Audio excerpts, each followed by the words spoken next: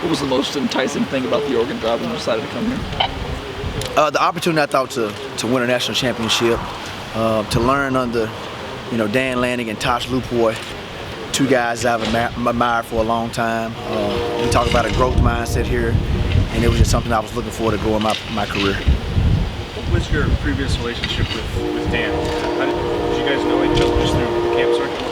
Where did that come from? Yeah, I met him at a clinic in 2020.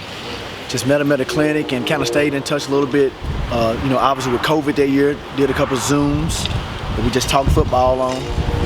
Was able to pick his brain on some things, and we had some mutual friends, and just went from there. Robbie Disher gave you a couple of stories on him along the way too.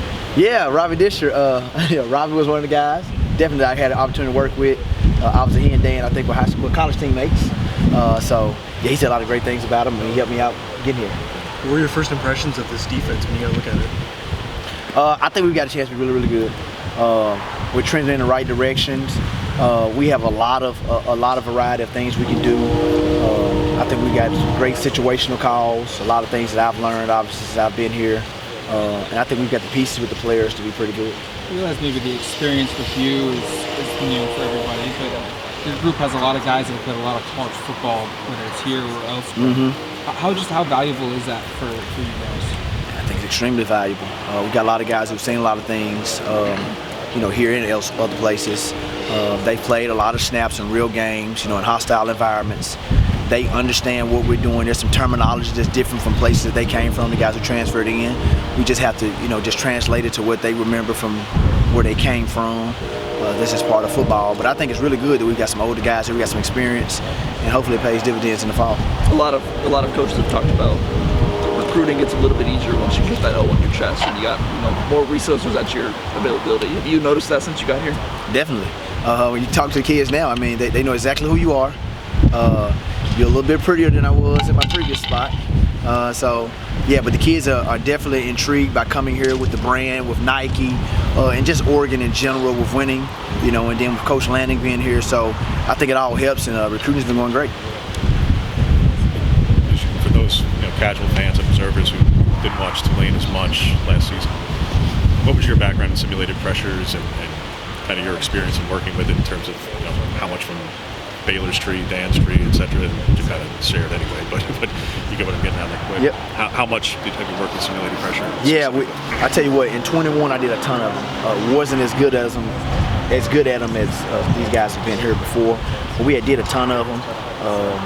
And so we did a little bit this year in 22 at Tulane. We did much more in 21 than we did this year. I just think our personnel was different this year, and we weren't simulated pressures. We weren't as good at doing them. So we kind of scaled back on them. We do a lot more of them here, and I think we've got a different personnel and the ability to do it. How much of a benefit is it for you guys, your secondary, your defense, to have to defend Bo Nix every day and have to defend this offense that was really good last year? I think it's a tremendous challenge for us. It's going to make us better. He can extend plays with his legs, which is the big thing that quarterbacks, mobile quarterbacks, that's what gives defenses fits. We had a segment today in practice that he did it. So we've got to, stay in coverage. Sometimes you have to cover a little bit longer, which is really good. So we playing a veteran quarterback every day, playing some really good receivers. We got some really good backs that we got to thud up and tackle in scrimmages. So I think it's a challenge each and every day going against our offense to go make us better. When you evaluate guys you inherited, a guy like Brian Addison, who closed at the second half of the season that was really, really productive. Mm-hmm. What do you see from him, and what have you seen from him so far this spring that makes him, made him a productive guy, makes him a guy that you could lean on and count on? I think he's got tremendous length, first of all, and then he's got excellent ball skills from his wide receiver background. So I think that's the thing that he can really do is, play in the post and make plays from sideline to sideline on deep balls, and that's what we'll need him to do. It's about J.J. Greenfield that allows him to play a little bit everywhere from a defensive back. Really instinctive, understands the game, understands what we're doing on defense. He's a smart football player. I think he loves the game. I think that's the first thing. I think he really loves football. Takes great notes each and every day.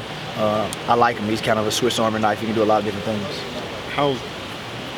What do you want the freshmen to get out of this first spring with Cody and Tyler to obviously the experience, the reps, the meeting room, etc. What have you seen from them? What do you hope they get out of and have gotten out of so far? Yeah, I think the big thing is the experience and the reps. That's really is what you said. It's the biggest thing for them to get, just the reps, the experience, understanding the system. I think when you do it again in the summer and in fall camp, it'll be the second and third time doing it, so it'll be a little bit cleaner for them. I think the speed of the game, football is football, but once you get to college, the game's a little bit faster. The guys are a little bit bigger and stronger. The one thing I've seen from both of them is that they're fearless. Tyler made some really nice studs out there today. Cody joined us a little bit later, but he's catching on really, really quick. They're both smart kids. I think they love football as well. So I'm fired about both of them. What are the traits you're just looking for your safeties to show on the field, whether the current guys here or when you're out on the recruiting trail? What are those things you're looking to see translate on? I think the first thing a safety has to be able to do is get the defense lined up. So we've got to be great communicators. And I think we've got to, every day I'm challenging them at that. We've got to improve, I think, in that area.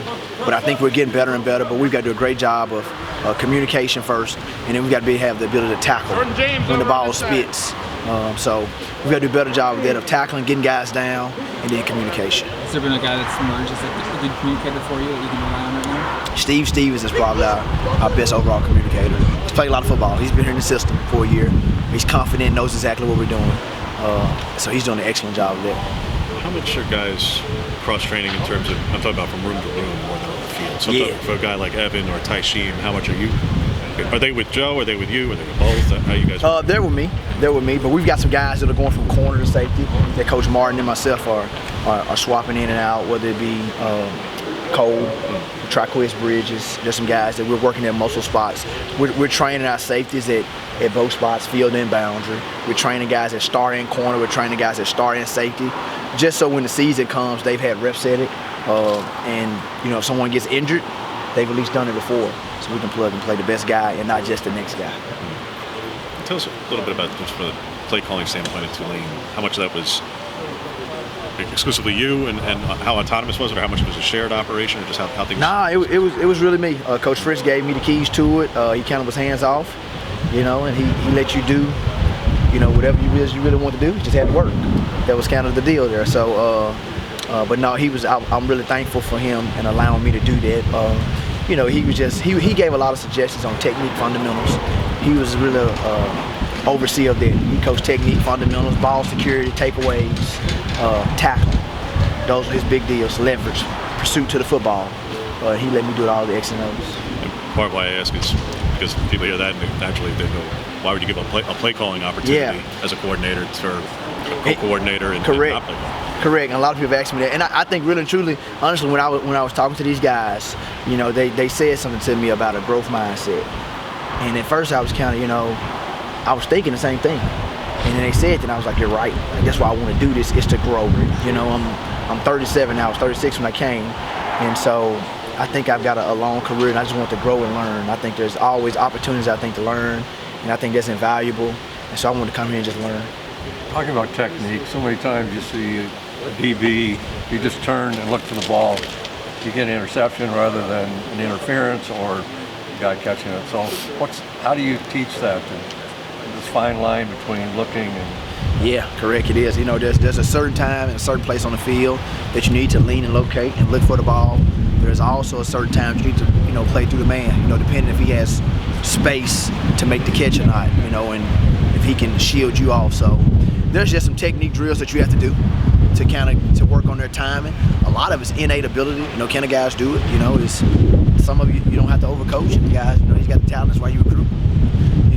Can he play the ball then play the man? Some guys who can do that. But there's times to do it. You've got to coach it, obviously. But some guys have a special skill set. You just see it in their eyes, the receiver's eyes. Can you read off that at all?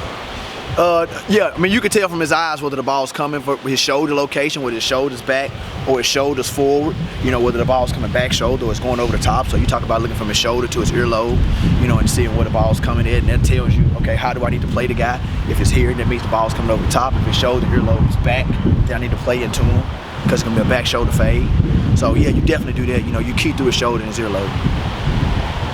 Talk about Steve and how he's taking a step forward. He's a big vocal leader. You yourself want to grow just as a coach and become a better coach person. Are there any players you think aren't quite there in terms of being the vocal leader, but they have the characteristics? Do you think that they could potentially become a great one come fall in the future? Yeah, I think both our freshmen can. I think they both got those type of traits and ability. But right now, when you're a freshman, it's new. You're just trying to make sure that you're doing things right, that you're saying the right things. You're a little unsure. That's just natural. But I think both of those guys, Cody and Tyler, both have those traits to be that type of guy in the future for us here. And I think they can do it. You're having those early conversations with them? Yeah, definitely. It's starting trying to build that right now.